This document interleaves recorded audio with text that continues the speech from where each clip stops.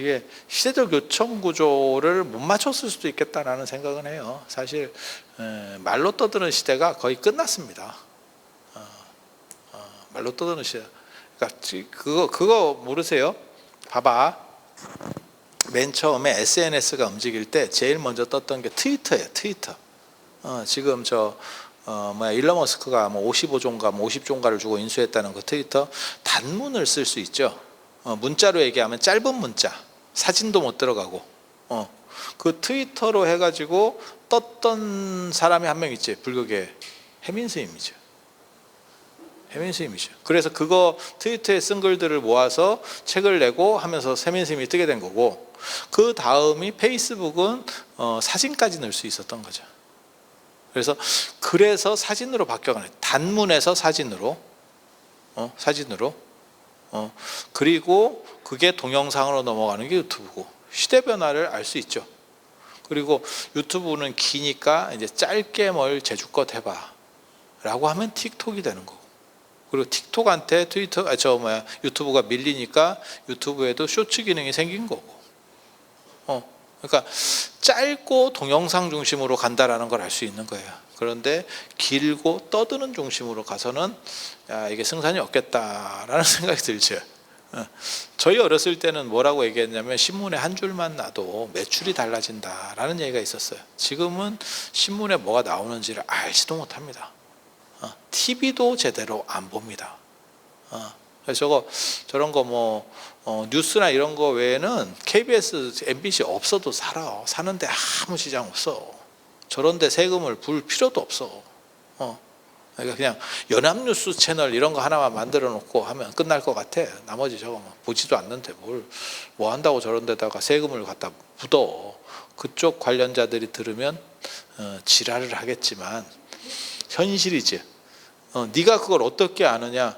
맨 처음에 드라마라든지 이런 거를 유튜브나 이런 데서 달라고 했을 때, 뉴스나 이런 걸 달라고 했을 때 우리나라 방송은 응하지 않았습니다. 그래서 유튜브나 이런 쪽에서는 실시간 방송이 안 됐습니다. 그러니까 뉴스나 이런 게 처리가 안 됐습니다. 근데 지금은 유튜브에 드라마도 다 올라오고 뉴스도 다 올라오죠. 왜? 갑과 을이 완전히 바뀐 거예요. 그러니까 유튜브에서 이제는 유튜브가 갑이기 때문에 오히려 KBS 뺀다 이러면 KBS가 위축되는 거예요. 예전에는 그런 거를 그쪽에다 공유를 하면 텔레비를 누가 볼 거냐 이런 생각을 했거든. 그런데 그렇게 하면 TV 시청자를 잡아놓는 줄 알았지만 실제로 해보니까 TV는 이래저래 어차피 안 보더라 가 된 거죠. 그래서 신문의 시대가 있었고 잡지나 책의 시대가 있었고, 그 다음에는 동영상의 시대. 그 동영상의 시대에서는 TV가 있었고, TV가 영향력이 강력했기 때문에 저거 있었잖아요. 종편 이런 거. 종편. 근데 이런 거 다 무너지는 거죠, 지금. 다 무너지는 거죠. 그렇잖아요. TV의 영향력이 얼마나 떨어지는지를 알 수 있는 게 뭐냐? 우리 예전에 잘 나가던 드라마들은 시청률 30%. 막 이런 얘기들이 있었지만 지금은 10%만 넘어도 대박이 났어요 하는 시절이잖아. 맞잖아요. 그래서 다 그게 붕괴되는 거죠. 다 붕괴되고 있는 거죠. 그리고 새로운 걸로 계속 흘러가고 있는 거고, 그래서 그런 것들은 뭐냐? 짧고 재밌고 뭔가 역동적인 무언가가 있어야 된다. 자, 그래서 부처님께서 주로 사셨던 데는 그 7층 건물이 있었던 기원정사, 금강경 설법할 때 기스급고덕원에 계셨다라고 하는 그런 기원정사. 그래서 부처님은 도시주의자, 도시에서의 어떤 혁명들을 일으켰던 거고, 그리고 이제 부처님이 돌아가실 때는 쿠시나가르라고 하는 시골에서 돌아가시게 됩니다.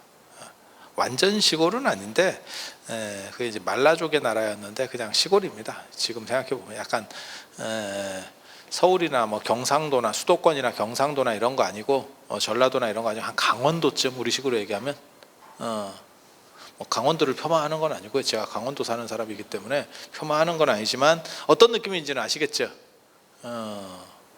그런 정도. 로 가셔서 이제 돌아가시게 되는 거고, 그때 이제 맨 마지막에 돌아가시기 전에 3개월 전에 하신 말씀이 자등명, 법등명, 그리고 교단의 주인은 없다. 그러니까는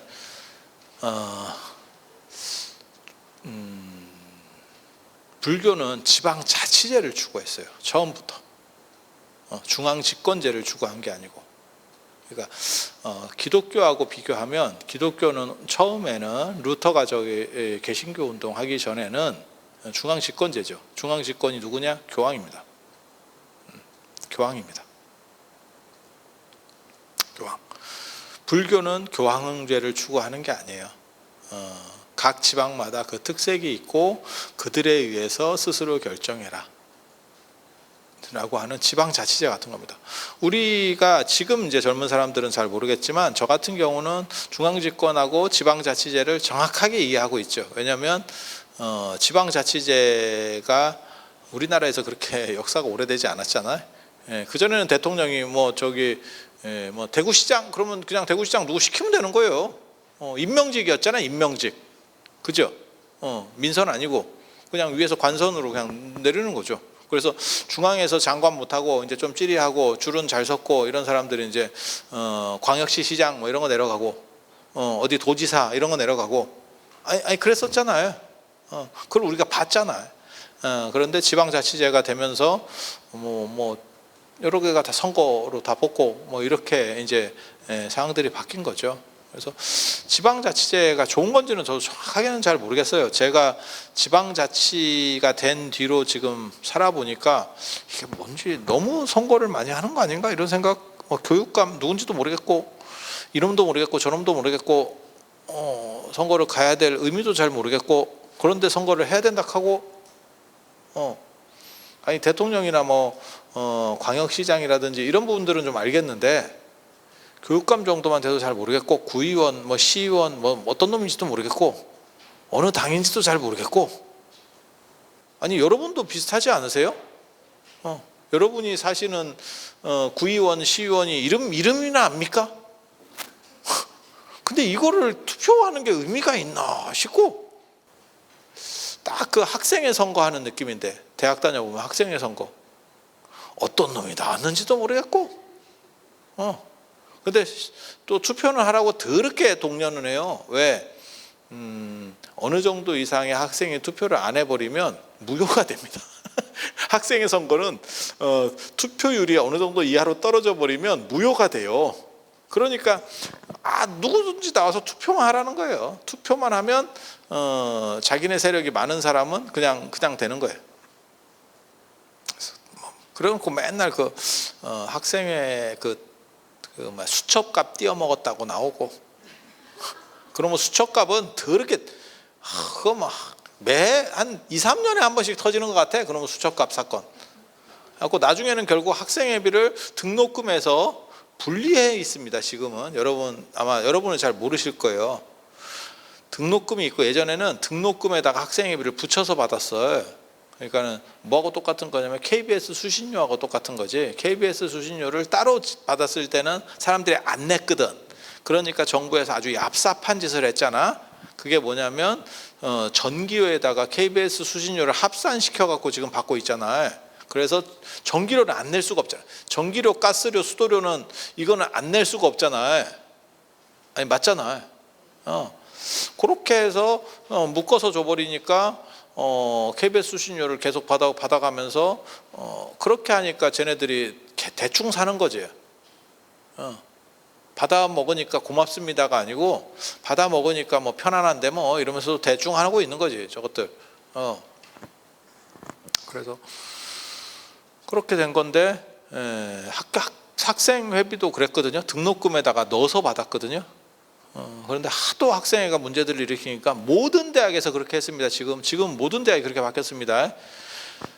등록금이 있고 등록금 옆에 학생회비가 있습니다. 그리고 그거는 안 내도 돼요. 가위로 그냥 잘라버리고 안 내도 돼요.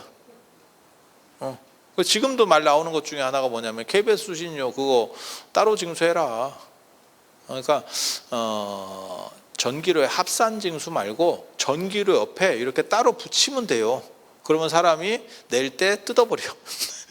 뜯고 낸다니까. 아니 학생들이 그렇게 내요. 학생들. 그래서 학생회가 대학 학생회가 조용해진 게 그거 뜯은 뒤부터. 왜냐면 돈이 없거든. 이제는 돈이 있어야 뭔 짓을 할 건데 돈이 없어요.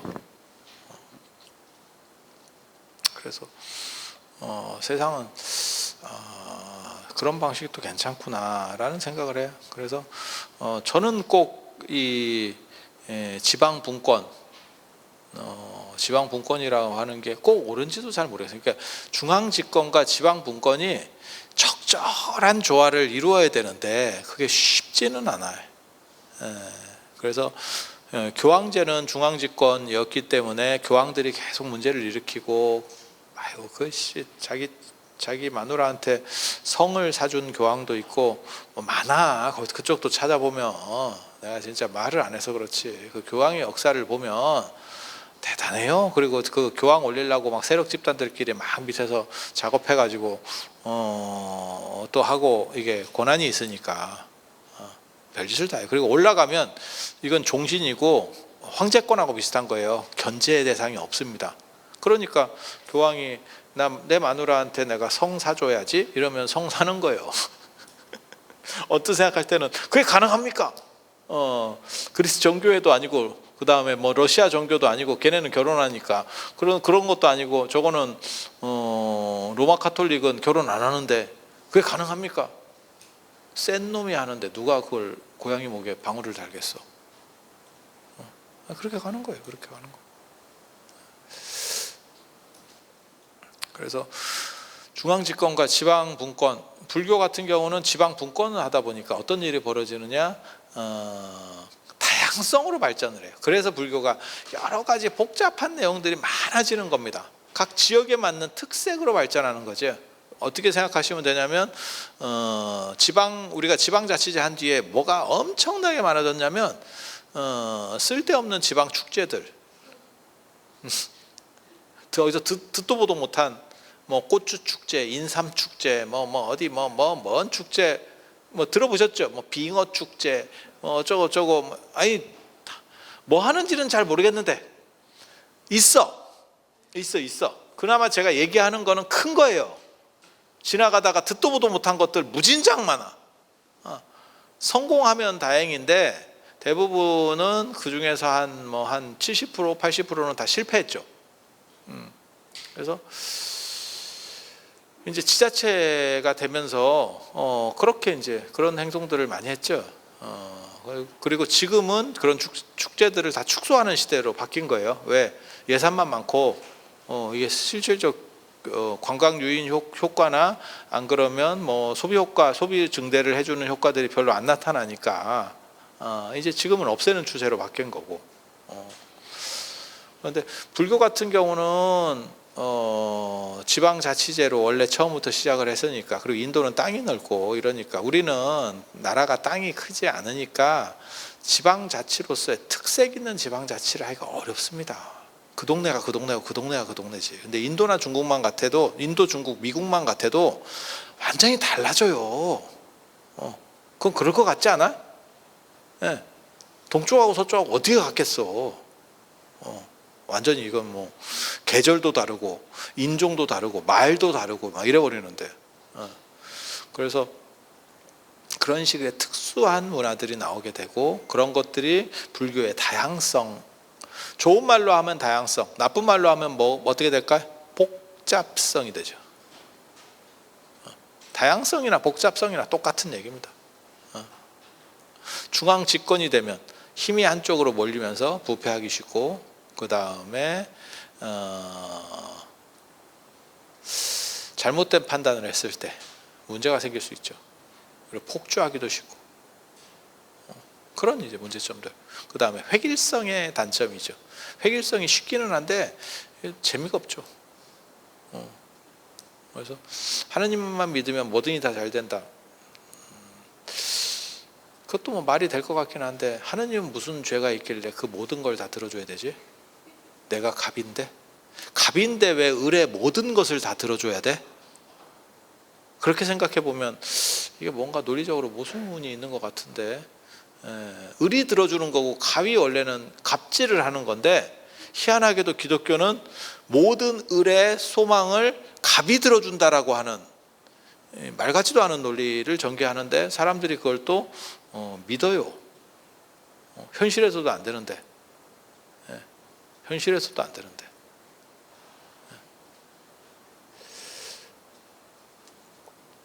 그래서 그런 문제들이 또 존재하는 거고, 그래서 중앙 집권의 문제, 그 다음에 지방 분권의 문제가 있고, 그것 때문에 나타나는 큰 현상 중에 하나가 기독교는 끊임없이 한쪽에서 폭주를 하니까 다른 쪽에서 이렇게 대두가, 다른 그 비판 세력들이 대두되면 뭐라고 얘기하냐면 이단 논쟁이 벌어집니다. 저것들은 이단.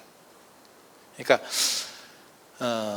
이단이라고 하는 게 다른 종교를 나타내는 게 아니에요. 지근의 집단 안에서 조질 놈들이라는 걸 이단이라고 하는 거예요. 차라리 종교가 달라요. 이러면 큰 문제가 없는 거고, 우리 쪽인데 같은 기독교 안에 있는데 이제 얘기가 다른 거지, 해석하는 방식이 다른 거지. 그럼 이단으로 해서 조지는 거죠. 왜? 중앙이 있기 때문에. 중앙이 있기 때문에. 불교는 그 중앙이 없죠. 지방자치제니까. 그러면 어떻게 돼? 그러면 예를 들어서 서울에서 지금 이제 연등회도 뭐 할 건데, 그렇게 이제 유네스코 무형유산으로 들어있는 거대한 축제도 있고, 어디에 가니까 무슨 뭐 키위 축제 뭐 이런 걸 하는 데가 있다고 쳐.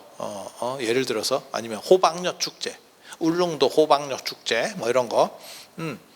그러면 사실은 규모나 이런 면에서는 사실은 연등회나 이런 게 훨씬 크겠죠. 이건 유네스코 무형유산이고, 저건 뭐 호박엿을 몇 놈이나 먹겠어. 그러니까 에이 엿먹어라 이러면서 이제 축제를 하겠지. 그럼 등치나 이런 건 비교도 안 되지만 사실 다양성의 관점에서는 그 필연성도 있는 거예요. 그래서 불교는 다양성을 용인하니까 크기 차이는 있어도 이단 논쟁이 없습니다. 이단은 없어.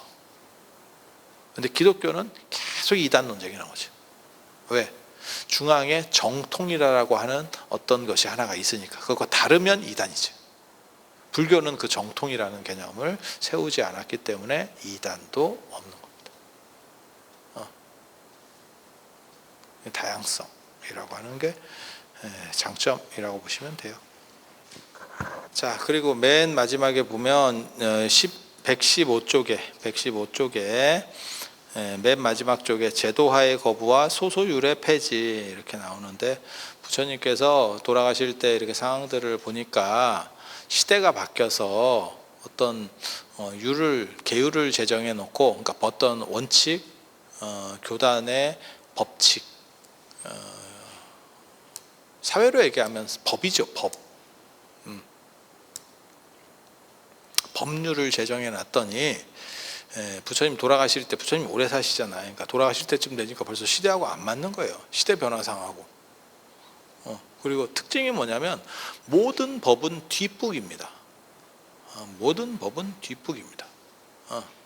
그게 어느 정도 이상 문제를 일으켜야 그 다음에 그것을 보완해서 법이 입법화되거든요. 선제적으로 법을 만들 수는 없잖아요. 사건이 안 터졌는데. 그래서 그게 뒷북으로다가 만들게 되는 거고, 이렇게 하다 보니까 이제 몇십 년 지나면, 우리도 마찬가지일 거예요. 이게 몇십 년 지나면 법이 안 맞는 게 많죠. 그러니까 우리 어렸을 때만 하더라도 에어컨에 특별 소비세가 붙었어요. 특별 소비세. 그거는 특수한 사람들만 사는 거니까 그 소비세를 더 올려서 정부에서 더 뜯어간 거죠. 그런데 사실 에어컨 같은 데는 이제는 특별 소비세가 붙을 필요가 없죠. 그냥 집집마다 다 있는 건데 그걸 특별 소비세를. 그때는 그 에어컨이 귀했기 때문에, 그래서 지금도 어른들 인식 속에는 뭐가 있냐면 에어컨은 진짜 더울 때 아니면 손님 올 때 켜는 거라는 인식이 있어요. 그런 생각 없으세요?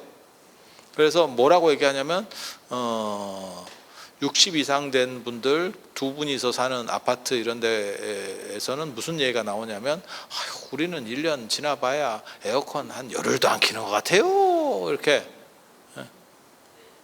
그러면 나는 들으면서 무슨 생각을 했냐면, 그러면 에어컨을 뭐하러 돈 들여서 놨노? 그 돈을 절약하지. 놨으면 그 기계를 쓰는 게 돈을 어느 정도 손실을 줄이는 건데, 차를 1년에 열흘 탈 거면 택시 택시를 타.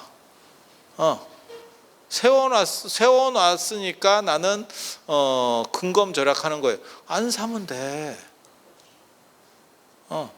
아니 그런 집 많아요. 그러니까 젊은 애는 들어오자마자 에어컨을 18도로 내려서 틀어놓고 어른들은 선풍기로 뻗으려고 합니다. 왜? 에어컨은 전기세가 많이 나온다는 아주 엄청난 그 쇠뇌 작용을 여러분들이 한번 겪었거든. 근데 그때 에어컨하고도 다르고, 사실 요즘 에어컨은 에너지 효율도 좋아졌고, 제 생각에는 컴퓨터가 더 전기 소모가 더 많지 않을까 싶은데, 에어컨도 만만치 않지만 컴퓨터가 그거 만만치 않거든요. 컴퓨터가 보통 전기 먹는 애 아니거든요. 근데 컴퓨터 키지 말아라고는 안 해. 사람들이. 그거는 희한하게도 컴퓨터는 마케팅할 때 뭐가 있었냐면 공부랑 관련된 기계라는 마케팅이 있었어. 그래서 컴퓨터에 대해서는 어른들도 저항력이 없어. 자기는 컴퓨터를 안 써봤지만 애가 필요하다고 얘기하면 사줘, 비싼데도. 왜? 공부한다고 생각하는 거야. 근데 실제로 컴퓨터로 공부하는 애들은 거의 없어. 물론 공부도 하지. 하지만 그거 말고 다른 용도로 훨씬 더 많이 쓰거든. 근데 어른들은 잘 몰라. 그래서 그걸 공부한다고 생각하는 거야. 컴퓨터는 공부하는 기계. 웃기고 있네. 공부하는 기계를 애들이 그렇게 많이 사겠냐? 한 번만 더 생각해 보면 이거 굉장히 재밌는 건데. 근데 에어컨은 무조건 키면 비싸가 또 있어, 머릿속에. 비싸가 막혀 있어. 그래서 이제 그런 식의 흐름들은 사실은 바뀌어가는 거죠. 지금은 바뀌어야 되는 거고. 그리고 그런 것뿐만이 아니고 뭐 자동차도, 저희 어렸을 때만 해도 차가 있다는 자체만 갖고도 그게 부의 과시였고, 지금은 뭐 그냥 그런 거죠. 그리고 얼마 전에는 우회전 우회전 할 때 이거 잠깐 멈추라고, 이거 또 바뀌어 난리 났잖아 지금 또. 저도 엊그저께 타고 가다가 그 보살님이 안 서가지고 6만 원 바로 띠기고 이렇게. 납득할 수 없는 상황에서 사람이 짜증이 나는 거지. 내가 분명히 뭔가를 잘못했어 라고 하면 모르지만 이게 무슨 개 같은 일이래 이러면서 이제 또 짜증이 나는 거고. 그게 뭐예요? 계속 바뀌어가고 있는 거죠. 그래서 부처님 당시에도 시대가 상당히 빨리 바뀌던, 그때 도시화가 이루어지는 시절이었기 때문에 상당히 빨리 바뀌던 시대였고, 그래서 한 3, 40년 지나니까 이제 많은 부분들이 바뀐 거죠. 그래서 그것들을 지킨다고 하는 것이 오히려 문제가 되는, 우리도 많이 바꿨죠. 동성동본 금지법도 없어졌고, 그 다음에 간통죄도 폐지됐고, 저는 뭐 간통죄 폐지 이런 거는 되게 재밌게 봤거든요. 옳은지 그른지를 떠나서 되게 재밌게 봤어요. 그게 이제 법이 어디까지 잣대를 들이댈 수 있느냐, 법의 판단은 어디까지냐와 관련된 사실은 논점이었거든요. 법이 침대까지 들어갈 수 있느냐, 그 사실은 논점이었던 거예요. 그게 논점의 핵심이. 아니, 지가 좋아서 하는 건데 그건 자율권에 대한 침해 아니냐? 법이 국민의 빤스를 관리할 수 있느냐? 이거 굉장히 재밌는 문제. 굉장히 재밌는 문제예요. 그래서 개인의 자유가 우선이냐, 아니면 가족 구성원의 어떻게 보면 그런 사회적 측면들이 더 우선이냐를 놓고 계속 대립했었던 논점이 사실은 간통죄 폐지예요.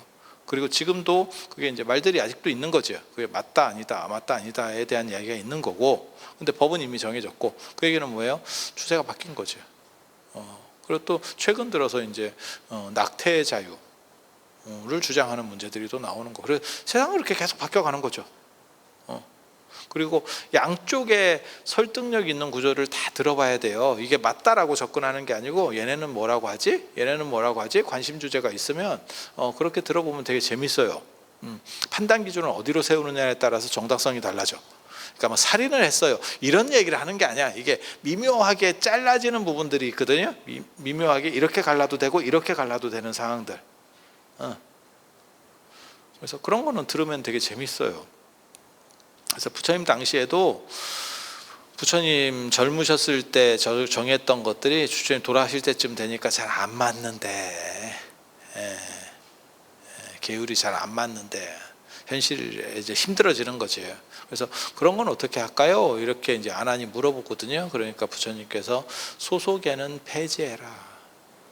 잡스러운 깨달음이 목적인 거지 아주 세세한 것들 이런 거 원칙 지키려고 하는 것이 우리의 목적은 아니다.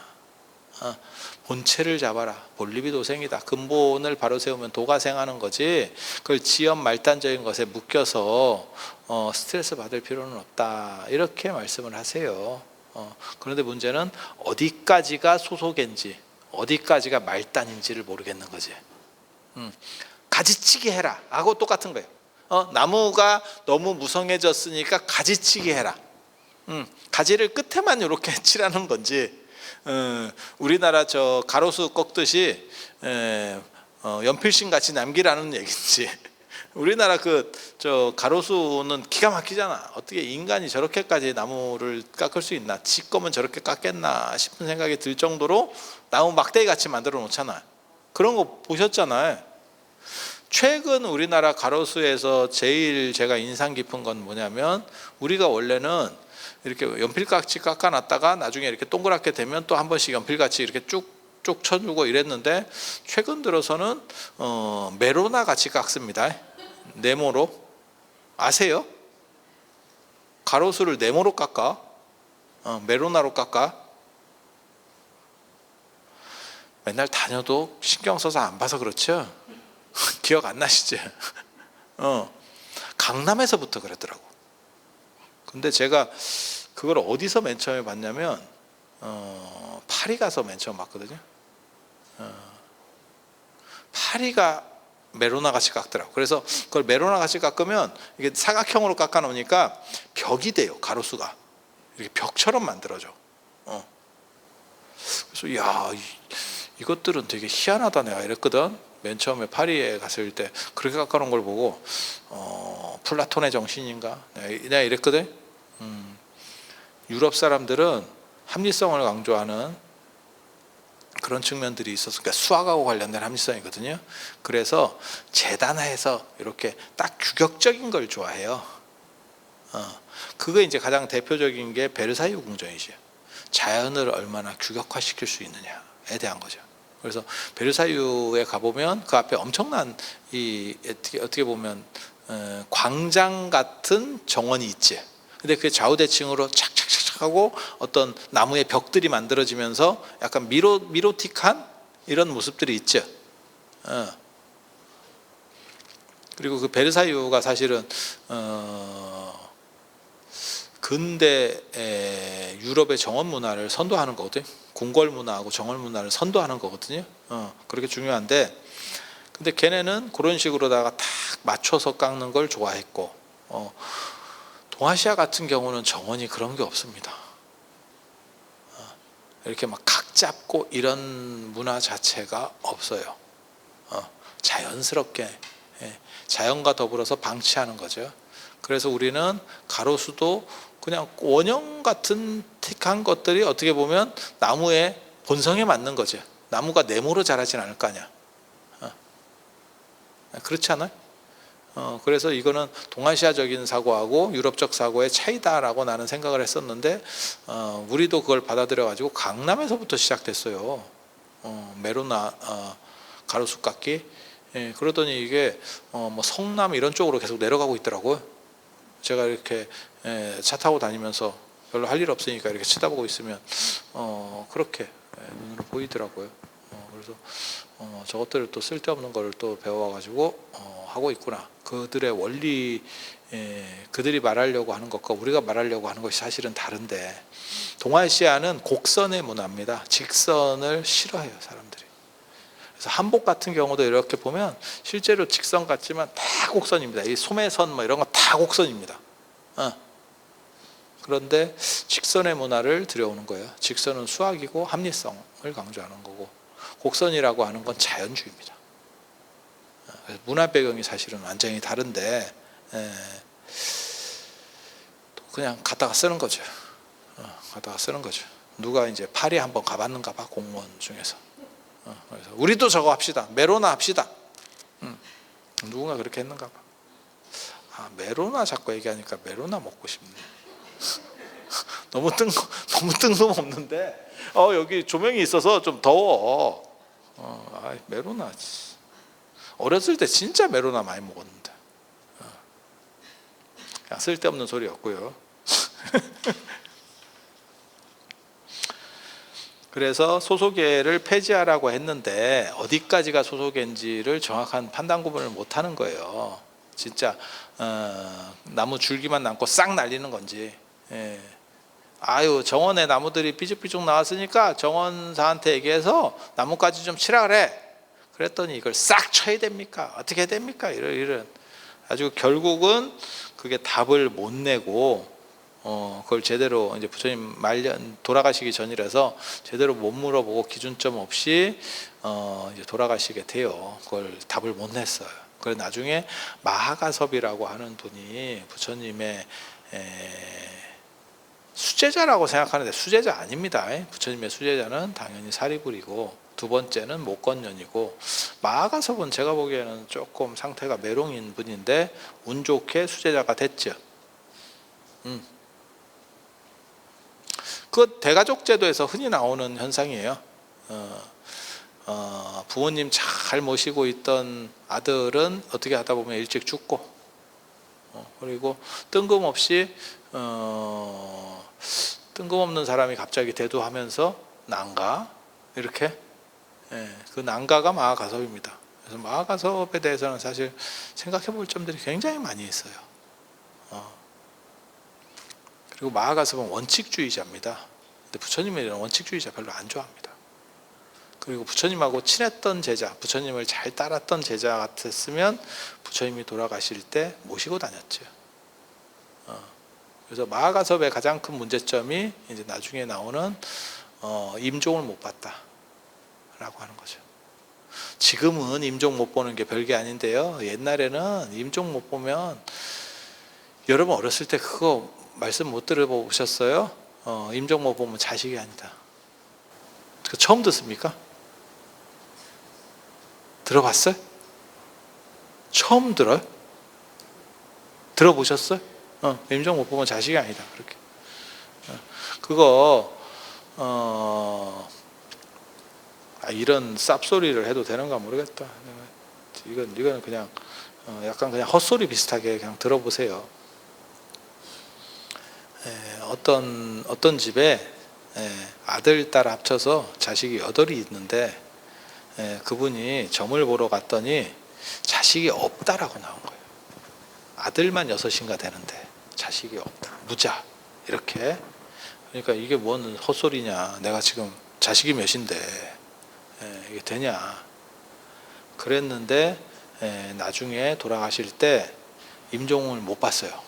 갑자기 어른이 기도가 막혀서 뭘 잘못 드시고 기도가 막혀서 돌아가시는데 그 마지막 모시던 아들도 이제 응급 상황이 벌어지니까 사람들을 부르러 병원하고 약국 쪽으로 가다가 이 어른이 혼자서 돌아가시게 되는 거예요. 그래서 점에서는 무슨 얘기를 하냐면 점에서 자식이 몇 명이다라고 나오는 거는 임종 자식을 칩니다.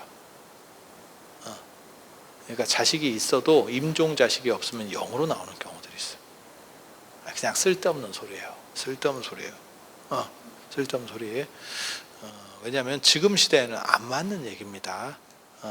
뭐 임종 안 본다고 자식이 아닌 것도 아니고, 그리고 또 뭐가 있냐면 예전처럼 뭐 자식이 많은 시절도 아니고, 그래서 그냥 그런 문화들도 예전에 있었다더라라는 정도만 이해하시면 돼요. 그래서 그렇지만 임종을 못 보면 계승자로서의 권한이 사라져요.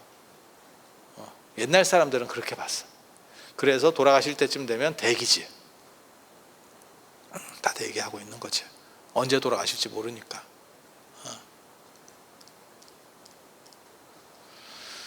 그래서 마하가섭이라고 하는 사람은 원칙주의자였고, 그 다음에 임종을 볼 수 있는 상황도 아니었고, 뭐 그래서 부처님하고 성향이 많이 다른데 이 양반이 결국 교단을 나중에 장악하게 돼요. 그때 나오는 문제가 뭐냐면 원칙주의자니까 계율을 좀 조정합시다라는 얘기가 나와요. 시대에 안 맞는 것들이 있으니까 이건 바꿔야 되는 거 아닙니까? 저도 그런 말을 하거든요. 고무신을 신고 다녀, 스님들이. 예, 고무신 신고 다녀. 털신. 저는 고무신은 안 신는데 털신은 신거든요. 털신을 신어. 그게 타당하냐? 에 대해서 제가 계속 얘기를 하거든요. 그러면 그게 검소해 보이고 원래 스님들은 그런 거 신어야 되는 거 아닙니까? 라고 말하는 사람들도 있어. 근데 말 같지도 않은 얘기거든요. 왜? 고무가 이 나라에 들어온 지가 얼마나 됐다고. 고무신을 우리나라 사람이 총 신어봐야 몇 년이나 신었겠냐? 전통적인 걸 강조하고 싶으면 집신을 신어야지. 예.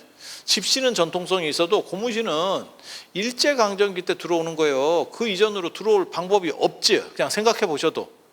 조선에서 고무가 있었겠어? 아니 그렇잖아. 그래서 옛날 그거 아세요? 옛날 빤스는 고무줄이 없었잖아. 뭘로 했을까요? 끈으로 묶었어요. 기저귀 같이 끈으로 묶었어요.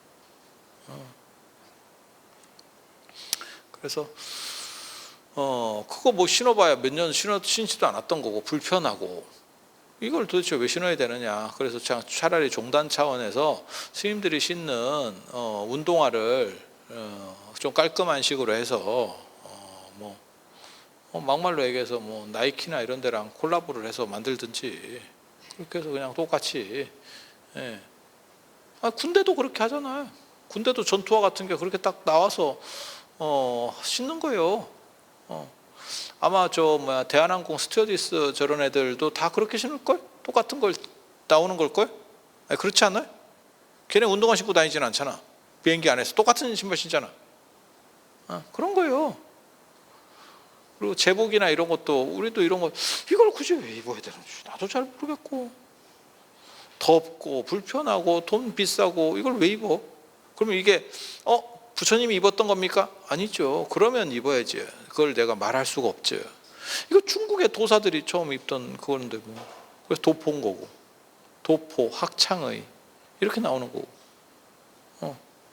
이걸 굳이 입어야 되나 싶고. 그래서 그런 것들을 좀 간편하게 조정해야 되는 거 아닙니까? 라는 시대적 요구들이 지금도 우리 같은 사람에게 있는 거죠. 그리고 스님들이 밀짚 모자 쓰고 다니는 거 있어요. 그거 내가 늘 얘기하거든요. 시골에서는 쓰지만 너 지하철 탈 때나 버스 탈 때 그거 쓰면 안 된다, 내가 이렇게 얘기하거든요. 그거 지하철에서 쩍벌남이나 신문 펼쳐보는 것보다 더 나쁜 행동이에요. 상대의 눈을 밀짚 모자가 조지고 있습니다. 이렇게 한 4명 거를. 진짜야. 그래서 굉장한 불편을 준다고. 밀짚 모자 하나만 쓰고 있어도. 지금 현대에는 그렇게 하면 안 돼. 그렇게 하면 안 돼.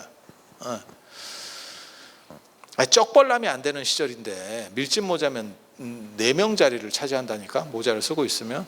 그래서 그거는 올바르지 않아요. 그래서 그런 것들은 그런 것들을 대체할 수 있는 다른 용품들을 만들어줘야지. 대안을 만들어줘야지. 그래서 그런 얘기들을 우리가 할 수 있지. 그러면 여러분들도 들어보면 그런 것도 뭐 충분히 가능성이 있는 얘기네, 이렇게 설득력이 어느 정도는 있는 거거든요. 제가 얘기할 때. 그러면 이거 바꿔야 되는 거 아니야? 이렇게 할 수도 있는데, 여기 이제 소속에는 폐지하라가 그런 의미예요. 좀 시대에 안 맞는 것들은 변형시켜 너네가 라고 얘기했는데, 원칙론자인 마하가섭이 교단의 리더가 되면서 어떤 일이 벌어요. 리더라고 해도 교황 같은 거 아닙니다. 저거는 집단의 어떻게 보면 부족장 같은 거예요. 별로 힘없는 리더. 교황은 완전 절대권자, 황제권 같은 거고. 그래서 마하가섭이 뭐라고 얘기했냐면, 이 사람 원칙주의자니까 특별히 소속의 범주를 잘 모르니까, 어디까지 우리가 조정해야 될지를 잘 모르니까 그냥 지키자, 이렇게 한 거예요.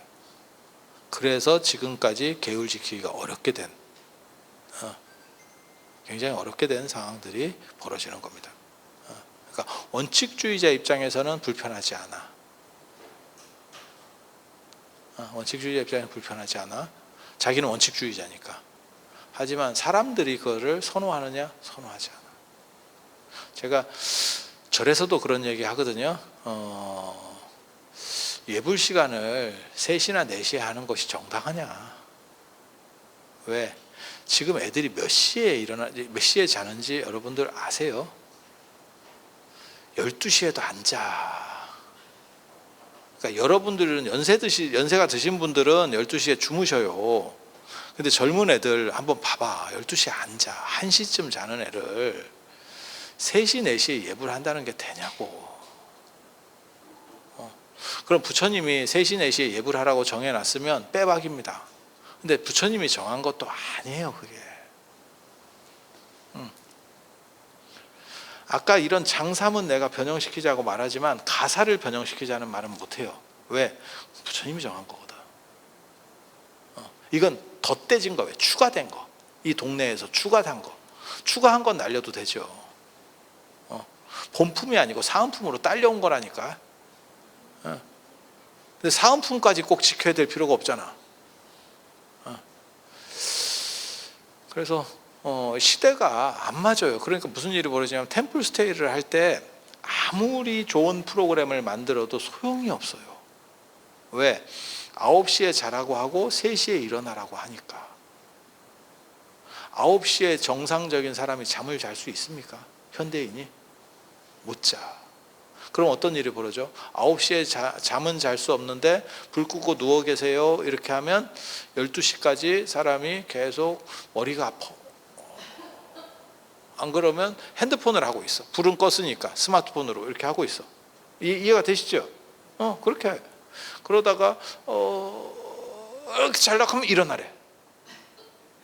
그러면 무슨 프로그램을 해도 너 한 2시간 잤는데 정신이 이렇게 몽롱한데 이게 무슨 술이 들겠나 이러고 있는데 감동을 받겠냐? 한 번만 더 생각해 보면 뭘 줘도 2시간 잔 사람은 신라 호텔에 가서 밥을 먹어도 밥맛이 없어요.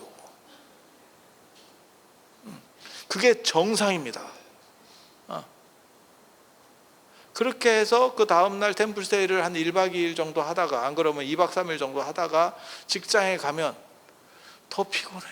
피로가 풀린 게 아니고 피로가 쌓여서 왔어. 산에 가서 피로곰을 몇 마리를 야생곰을 얹고 왔어. 그래서 제가 뭐라고 얘기하냐면 큰 절은 못 고치더라도 템플스테이는 따로 예불 하도록 합시다. 템플스테이 온 사람들을 대상으로 6시에 하든지 7시에 하든지. 그리고 아침에 6시에 밥을 먹으래. 야, 템플스테이 온 사람이 6시에 밥 못 먹어.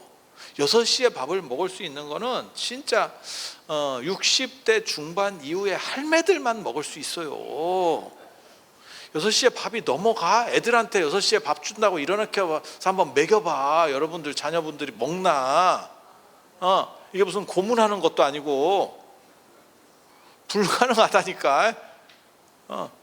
현실적으로 있는 얘기. 그러면 거기는 룰을 좀 바꿔서 유연성 있게, 그게 부처님이 무조건 새벽 3시에 예불해 라고 했으면 방법이 없는데 그게 없다니까. 그러면 그건 좀 유연성 있게 하면 되는 거 아닙니까? 이제 우리 같은 사람들은 그렇게 얘기를 하는 거예요. 제 주변에는 그 사람도 있었어. 출가해가지고 결국 속퇴했거든. 어린애인데 20대였는데 속퇴했어. 근데 속퇴 사유가 뭐냐라고 이제 내가 물어봤거든. 너는 왜 집에 가려고 하니? 온 지도 얼마 안 됐는데. 이랬더니 새벽에 못 일어나겠어요. 자기 딴에는 너무 계속 그게 피곤했던 거야. 어렸을 때부터 계속 늦게 잤는데 절에 들어와서 일찍 자라 하니까 잠은 안 오고 아침에 깨우니까. 그리고 이게 절이 군대랑 비슷해가지고 좀 오래 있는 사람들은 유도리가 있는데 또 쫄들은 또 힘들어요. 그러니까 도저히. 그래서 속퇴 이유가 새벽에 못 일어나서 가 속퇴 이유예요. 그래서 야, 이게 사람을 장애할 수 있나? 이런 부분으로 문제가 된다면 유연성을 가지는 게 좋지 않을까? 라는 생각들을 하는 거죠. 그런데 마가석 같은 경우는 원칙론자니까 원칙을 고수했고, 그러면 사람들이 다 피곤해하죠. 오늘 들어줘서 감사하고요. 다음 주에 또 뵐 수 있도록 그렇게 하겠습니다. 자, 고생들 하셨습니다.